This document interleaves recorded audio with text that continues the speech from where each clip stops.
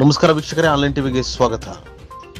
ಕೊಪ್ಪಳ ಜಿಲ್ಲೆ ಕುಕನೂರು ತಾಲೂಕಿನ ಭಾಗದಲ್ಲಿ ರೈತರು ಹೆಸರು ಬೆಳೆ ಬೆಳೆದಿದ್ದು, ಹೆಸರು ಬೆಳೆ ಜಿಟಿ ಮಳೆಗೆ ಹಳದಿ ರೋಗಕ್ಕೆ ತುತ್ತಾಗಿದ್ದು, ಈಗ ಅಳಿದುಳಿದ ಹೆಸರು ಬೆಳೆಗೆ 10 ರಿಂದ 11 ಸಾವಿರ ರೂಪಾಯಿಗೆ ಹೆಸರು ಕಾಳು ಬೆಂಬಲ ಬೆಲೆ ಘೋಷಣೆ ಮಾಡಿ ಗದಗ ಜಿಲ್ಲೆಯಲ್ಲಿ ಖರೀದಿ ಕೇಂದ್ರ ಪ್ರಾರಂಭಿಸುವಂತೆ ರೈತ ಸಂಘದ ರಾಜ್ಯ ಉಪಾಧ್ಯಕ್ಷರಾದ ಅಂದಪ್ಪ ರುದ್ರಪ್ಪ ಕೋಳೂರು ಇವರು ಗದಗ ಜಿಲ್ಲಾಧಿಕಾರಿ ಗೋವಿಂದ ರೆಡ್ಡಿ ಇವರ ಮೂಲಕ ಸಿಎಂ ರವರಿಗೆ ಮನವಿ ಪತ್ರ ಸಲ್ಲಿಸಿದರು.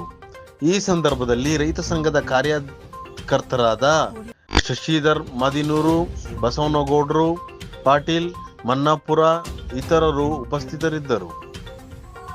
ಗದಗ ಜಿಲ್ಲೆಯಲ್ಲಿ ಜಿಲ್ಲಾದ್ಯಂತ ಇವತ್ತು ಹೆಸರು ಮಳೆ ಆಗೈತೆ ಅಂತೇಳಿ ಎಲ್ಲ ರೈತರು ಬಿತ್ತನೆ ಮಾಡಿದ್ರು. ಮೋಡ ಕವಿದ ವಾತಾವರಣದಿಂದ ಇವತ್ತು ಮಳೆ ನೆಲಕ್ಕೆ ಬಾರದೇನೆ ಬೆಳೆನೂ ಒಣಗ್ಯಾವು, ಮತ್ತು ಹೊಳ್ಳಿ ರೋಗ ನಂಜಾಣು ರೋಗ ಬಿದ್ದವು, ಬೂಜ್ ರೋಗ ಬಿದ್ದವು, ಹಳದಿ ರೋಗ ಬಿದ್ದು ಎಲ್ಲ ಹಾಳಾಗ್ಯಾವು. ಹೋದ ವರ್ಷ ಮಳೆ ಇಲ್ದನ ಬರ ಬಿದ್ದು ಹಿಂಗೆ ಕಾಡಿತು. ಈ ಮಳೆ ಆಗಿನೂ ಎಲ್ಲ ರೈತರನ್ನ ಬಿತ್ತಿಸಿ ಎಲ್ಲ ರೈತರು ಕುಳಿಗಾಡಾದ್ರು. ಏನೋ ಅಳಿದುಳಿದ ಇದ್ದ ಬಿದ್ದ ಹೆಸರು ಅದಾವು. ಆ ಹೆಸರಿಗೆ ಬೆಂಬಲ ಬೆಲೆ ಖರೀದಿ ಕೇಂದ್ರ ತೆರಿಬೇಕಂತೇಳಿ ನಾವು ಜಿಲ್ಲಾಧಿಕಾರಿಗಳಿಗೆ ಇಲ್ಲಿ ಗದಗ ಜಿಲ್ಲಾಧಿಕಾರಿ ಮೂಲಕ ನಾವು ಮುಖ್ಯಮಂತ್ರಿಗೆ ನಾವು ಮನವಿ ಮಾಡಿವಿ.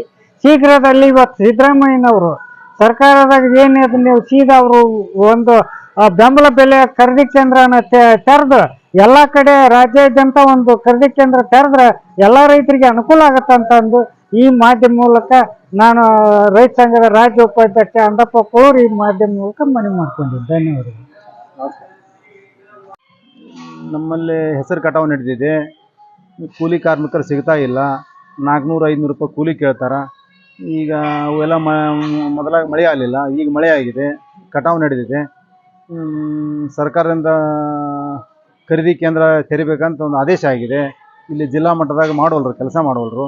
ಈಗ ನಾವು ಮಾರ್ಕೆಟಿಗೆ ತೊಗೊಂಬಂದ್ರೆ ಅದು 4,000-5,000 ಕೇಳ್ತಾರೆ. ನಮಗೆ ಭಾಳ ಲಾಸ್ ಆಕೈತಿ, ಇಳುವರಿ ಇಲ್ಲ. ಹೀಗಾಗಿ ನಮಗೆ ಖರೀದಿ ಕೇಂದ್ರ ಶುರು ಮಾಡಿರಿ.